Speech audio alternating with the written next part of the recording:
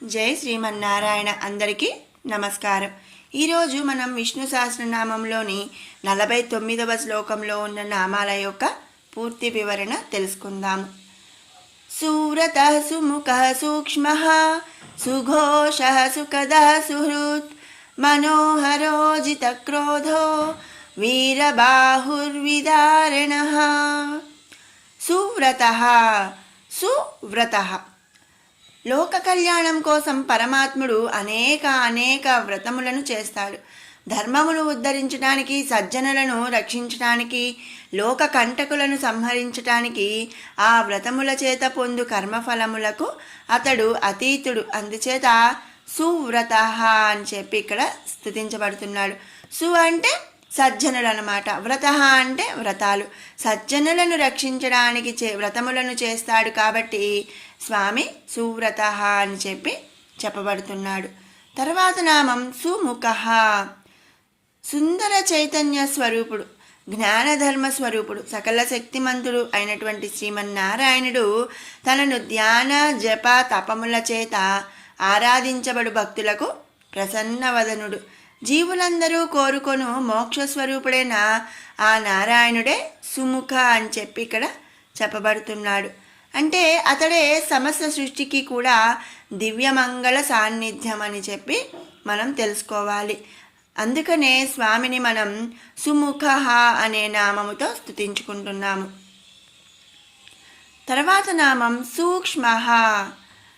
సమస్త అంటే ఈ చైతన్య స్వరూపమైన పరమాత్ముడు సమస్త జీవరాశి అనందు కూడా అంతర్యామిగా సూక్ష్మ స్వరూపుడై ఉన్నాడు. సూక్ష్మం అంటే ఏంటి అండి? స్మాల్ కూడా కాదు, చిన్న మన కంటికి కనిపించని రేణువులు అన్నమాట. అంత చిన్న వాటిని సూక్ష్మం అంటాము. మరి అలా అంతర్యామిగా మనలో మన అన్ని జీవరాశులందు కూడా అంతర్యామిగా ఉన్నాడు. ఎలా అండి? సూక్ష్మ స్వరూపంగా. అందుకనే స్వామిని మనం ఇక్కడ సూక్ష్మ అనే నామముతో స్తుతించుకుంటున్నాము. తర్వాత నామం సుఘోష. సుఘోష నాదమునందు, ప్రణవమునందు, వేద ఉపనిషత్తులయందు కూడా కీర్తింపబడినటువంటి వాడు. ఘోష అంటే కీర్తించేవాడు. సుఘోష అంటే మరి అన్నిటి అందు, నాదము, ప్రణవము, మరి వేదము, ఉపనిషత్తులు అన్నిటి అందు కూడా కీర్తింపబడినటువంటి వాడు శ్రీమన్నారాయణుడు. అందుకనే స్వామిని సుఘోష అనే నామముతో మనం స్తుతించుకుంటున్నాము. తర్వాత నామం సుఖద. తనను ఆరాధించుట చేత ఇహ పరములనందు సకల సుఖములను ప్రసాదించువాడు. సుఖదహ. సుఖదహ సుఖములను, దహ అంటే ప్రసాదించినటువంటి వాడనమాట స్వామిని. అందుకనే ఇక్కడ మనం సుఖదహ అనే నామముతో స్తుతించుకుంటున్నాము. తర్వాత నామం సుహృత్. పరమాత్ముడు ధర్మరక్షణ పరాయణుడు. సుహృత్ సాధు సజ్జనులను, హృత్ అంటే ఉద్ధరించువాడనమాట. ధర్మమును తప్పి ప్రవర్తింపు వారిని సైతము ఆకర్షించి ధర్మ మార్గమునందు నడిపించు తాపత్రయము కలవాడు శ్రీమన్నారాయణుడు. తన పర భేదములు లేకుండా సమస్త జీవులను ఆరాధించువాడు శ్రీమన్నారాయణుడు. తనను శరణు వేడినవాడు శత్రువు అయినా అతడికి ఉపకారము చేయ తలంపు కలవాడనమాట. అందుచేతనే దినజన బాంధవుడైన శ్రీ మహావిష్ణువు సుహృత్ అని చెప్పి స్తుతించబడుతున్నాడు. అంటే ఏంటి అంటే మరి వీడు మంచివాడు కాదు, వీడిని శిక్షించాలి అనేది ఏమీ ఉండదన్నమాట. ముందు మంచిగా చెప్పి చూస్తాడు, మంచిగా తన వైపు ఆకర్షించుకొని చూస్తాడు. ధర్మ మార్గమందు, మరి తన వైపు అంటే ధర్మ మార్గమునందు, ధర్మ మార్గము వైపు ఆకర్షించేలాగా చేస్తాడనమాట. అంతగా తాపత్రయపడతాడు. కానీ మరి నా వాళ్ళు నీ వాళ్ళు అనే భేదం అనేది ఏదీ లేదు. ఎవరైనా సరే తనను శరణు వేడితే చాలు, వాళ్ళకి మరి ఉపకారము చేయు తలంపు కలవాడనమాట స్వామి. అలాగే ధర్మరక్షణ పరాయణుడు. సాధు సజ్జనులను ఉద్ధరిస్తాడు. ధర్మము తప్పి ప్రవర్తించే వారిని కూడా ముందు ఆకర్షించడానికి ప్రయత్నిస్తాడు. వాళ్ళు ఆకర్షితులు కాకపోయినా మరి ఇక వాళ్ళు మారరు అనుకున్నప్పుడే వాళ్ళని శిక్షిస్తాడనమాట. అలా మరి తన పర భేదం లేకుండా అందరినీ కూడా ఆదరించేవాడు శ్రీమన్నారాయణుడు. కాబట్టి ఇక్కడ సుహృత్ అనే నామముతో స్తుతించుకుంటున్నాము. తర్వాత నామం మనోహరః. పరమాత్ముడు తన సకల గుణ సంపన్నము చేత అందరి మనస్సులను కూడా జయించినటువంటి వాడు. నిత్యానంద స్వరూపుడైనటువంటి ఆ పరమాత్ముడిని దర్శించినంతనే రాక్షసాది గణములు సైతము అతనికి వశమైపోతాయన్నమాట. మనందరికీ తెలిసిన రామావతారమునందు రావణుడిని ఆకర్షించాడు. అటువంటి మంత్రమోహన స్వరూపుడైనటువంటి శ్రీ మహావిష్ణువే సుందర మనోహర దివ్యమంగళ స్వరూపుడనమాట. మనందరికీ తెలుసు, రామావతారంలో మరి యుద్ధానికి ముహూర్తం పెట్టింది కూడా రావణుడే అనమాట. రామరావణ యుద్ధానికి ఒక మంచి రోజు ముహూర్తాన్ని నిర్ణయించింది రావణుడే. అంటే ఏంటి, రావణుడు రాముడికి మరి ఆకర్షితుడు అయినట్లే కదండి. అలాగే మరి ఆయన మంత్రమోహన స్వరూపమైనటువంటి సుందర మనోహర దివ్యమంగళ స్వరూపం చూసి రావణుడు కూడా ఒక్కింత మరి వశమైపోయాడంట.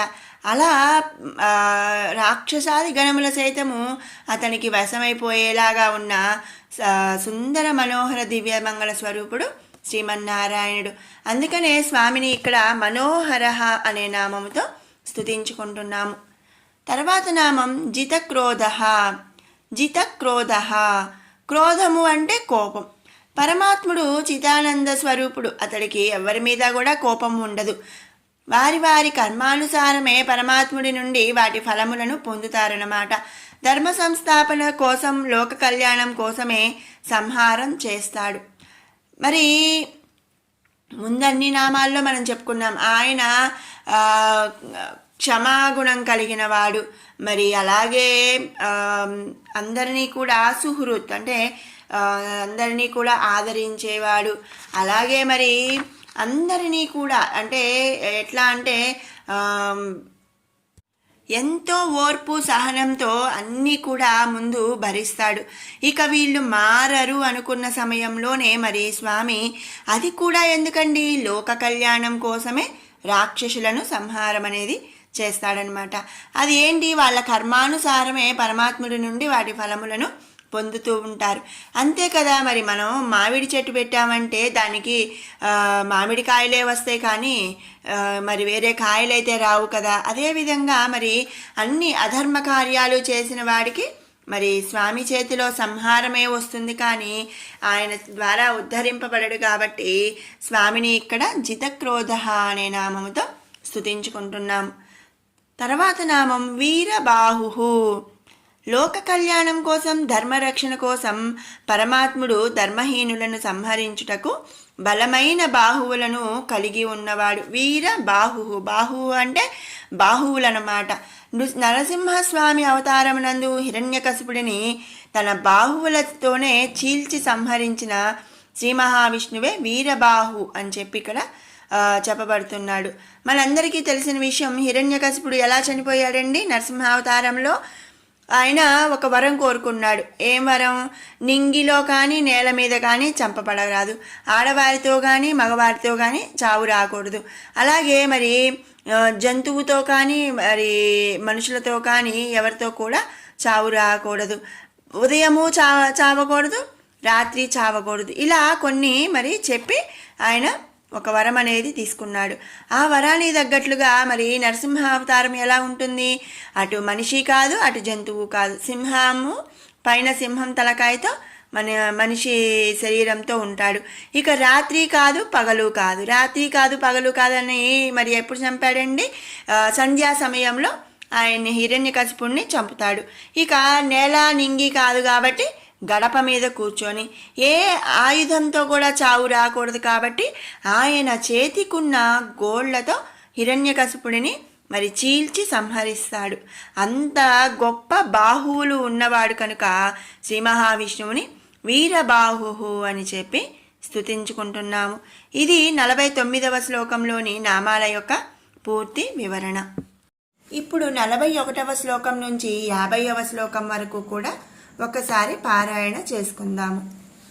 ఉద్భవః క్షోభనో దేవః శ్రీగర్భః పరమేశ్వరః करणं कारणं कर्ता विकर्ता गहनो गुहः व्यवसायो व्यवस्थापनः संस्थानस्थानदो ध्रुवः परद्धिः परमस्पष्टः तुष्टः पुष्टः शुभेक्षणः रामो विरामो विरजो मार्गो नेयो नयो नयः वीरशक्तिमतां श्रेष्ठो धर्मो धर्मविदुत्तमः वैकुण्ठः पुरुषः प्राणः प्राणदः प्रणवः पृथुः हिरण्यगर्भः शत्रुघ्नो व्याप्तो वायुरधोक्षजः ऋतुः सुदर्शनः कालः परमेष्टि परिग्रहः उग्रः